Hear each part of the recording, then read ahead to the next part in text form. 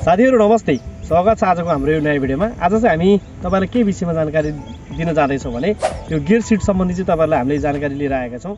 हामी धेरै स्पिडमा दौडिरहेका हुन्छौँ, त्यो बखत हाम्रो स्पिड भएका कारण हामी गियर पनि हाम्रो धेरै नै हुन्छ। जस्तो हामी 5 गियरमा दौडिरहेका हुन्छौँ हैन, त्यस बखत चाहिँ हामीले एकैचोटी चाहिँ गियरलाई घटाएर 1 मा लिन सक्छौँ या सक्छौँ। हामीले गियर बदल्ने क्रममा हामी स्टेप बाइ स्टेप हामी 5 गियरमा हुँदा तपाईको चाहिँ 4 3 2 1 गरेर आउन सक्छौँ या सिधै न्युट्रल गरेर 1 अथवा सिधै हामीले 1 नै लगाउन सक्छौँ हैन।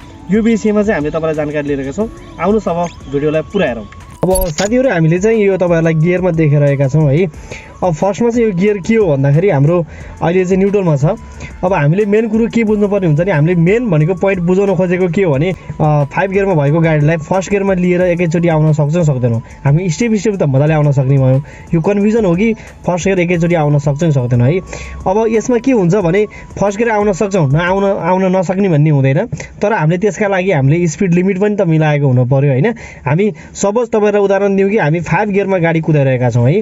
अब 5 गियरको स्पिड नर्मली 50 बाट माथि 80 सम्मको रेशियोमा कुदिरहेको हुन्छ। हाइवेमा हामी यदि कुदिरहेका छौँ भने हैन, 80 सम्म राखौँ, 50 देखि ओभर।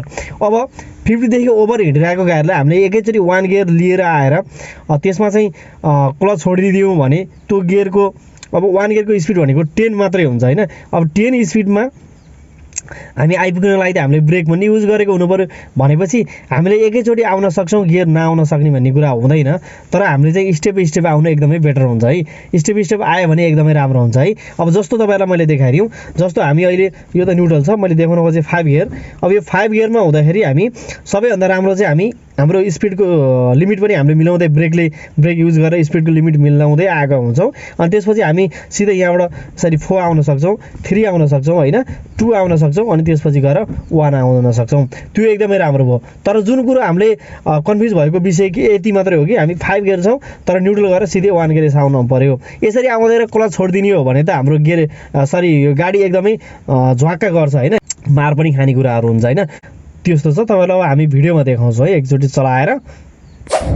अब साथीहरु हामीले चाहिँ यो तपाईहरुको गियरको सम्बन्धी देखाउन गइरहेका छौँ है। अब हामीले चाहिँ गाडी स्पिड हिँडिरहेको गाडीलाई एकैचोटी हामी गियर घटाउँदा र हामीले स्टेप बाइ स्टेप गियर घटाउँदाको अवस्था चाहिँ हामी बताउन गइरहेका छौँ। एकैचोटी गियर घटाएर तपाईहरु हामी देखेर असमर्थ छौँ, किनभने हामीले फर्स्ट गियर लगाएर क्लच छोड्दाखेरि धेरै नै गाडीलाई अप्ठ्यारो पर्छ। तर हामी ब्रेक युज गर्दै चाहिँ फर्स्ट गियर लगाएको चाहिँ म तपाईहरुलाई देखाउँछु हैन। हामी स्पिड छौँ, अब भनौँ न म 5 गियरमा हुन्छु, त्यसपछि म तपाईहरुलाई साइडमा रोकेर पनि देखाउँछु।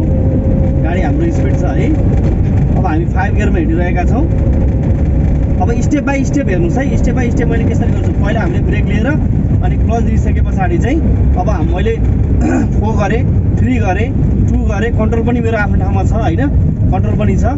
त्यसपछि मैले लास्टमा गएर चाहिँ साइडमा अनि 1 लिएर यसरी छोड्छु हैन। एउटा स्टेप भयो है। अब तपाईहरुलाई म अर्को स्टेप बताउँछु कि हामी एकैचोटी पनि गर्न सक्छौँ, तर गियर मात्रै गरेर हामीले क्लच छोड्दा चाहिँ गाडीलाई असर गर्छ। त्यही कारणले हामीले ब्रेक पनि युज गरेका छौँ भने फर्स्ट गियर एकैचोटि लगाउन चाहिँ सकिन्छ, स्टेप बाइ स्टेप नजाँदै पनि।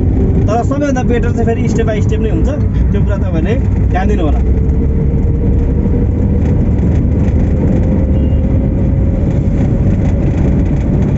अब 5 मा छु है।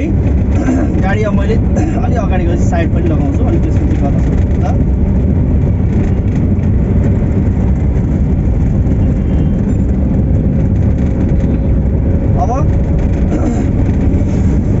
मैले गर्छु के भन्दाखेरि ब्रेक लिइहालेँ हैन, त्यसपछि गएर मैले सिधै क्लच समातेँ। अब मैले ब्रेक मात्रै युज गरिरहेको छु हैन। त्यसपछि अब यसमा केही गरिएको छैन। अब सिधै मैले न्युट्रल आएर 1 लगाएँ। सक्नु त सकियो। यो तपाईको यो सिचुएसन चाहिँ यो अवस्था छ भने हामीले गर्न सक्छौँ। र हामीले एकैचोटी गियर लगाउँदा पनि भन्दा स्टेप स्टेप गर्दा राम्रो भयो। र हामीले अब एकैचोटी चाहिँ ब्रेक नहान्दैन क्लच थिच्दिनु चाहिँ थिचेर गियर घटाउनु चाहिँ बेटर आइडिया होइन।